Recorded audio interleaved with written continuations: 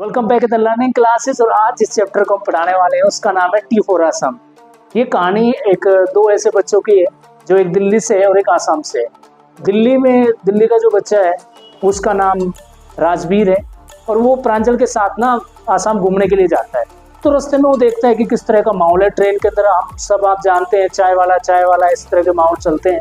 तो थोड़ा सा यहाँ पर विचार करते हैं आपस में कि भाई चाय की चुस्की लेते हैं, 2 कप चाय लेते हैं और एक अलग तरह का रिकॉर्ड वहाँ में आपस में डिस्कस करते हैं कि भारत में नहीं अपितु पूरे वर्ल्ड के अंदर ना लगभग 80 करोड़ कप चाय पी जाती है, जो अपने आप में बहुत बड़ी बात है। इसके अलावा जब वे आगे जाते हैं तो वे 2 लेजेंड यानी कि कथाएं, दंत कथाएं उनके बारे में डिस्कस करते हैं।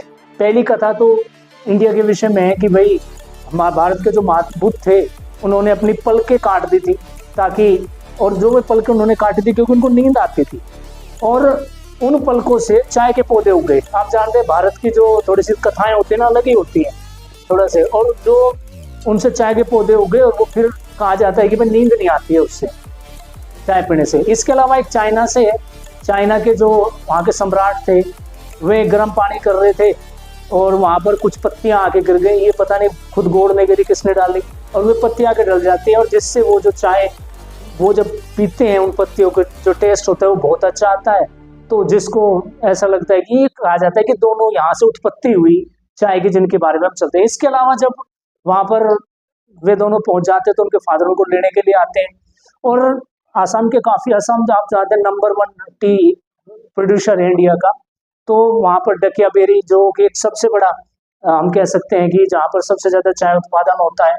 रास्ते में वे देखते हैं कि भाई जो बहुत सारी लेडीज हैं पीछे एप्रन बांधकर, और वे वहाँ पर जो चाय की जो फ्रूट्स हैं, जो नई चीज़ हैं, जो फ्रूट जिनको बोलते हैं, वो उसमें डालते हैं और उसके बाद उनको इकट्ठा करते हैं जो कि चाय को एक तरह से तोड़ने का काम करते हैं। तो कुल मिलाकर अगर हम देखें तो इसमें राजवीर जो काफ़ी उत्सुक था, दिल्ली से था, वो चाहता था कि वो इसके बारे में वो नॉलेज ले और उसको बहुत सारी नॉलेज थी। वो बताता भी है कि रास्ते में चलते चलते, क्योंकि बहुत बड़ी सड़क नहीं थी, वहाँ से काफ़ी ट्रैक्टर या इस तरह की चीज़ें आती थी जो जिनमें चाय की पत्तियां लदी होती थी। तो इस तरह के माहौल की बात करता है। तो ये बहुत अच्छी स्टोरी है, आशा करता हूँ आपको पसंद आई होगी। Thanks for watching.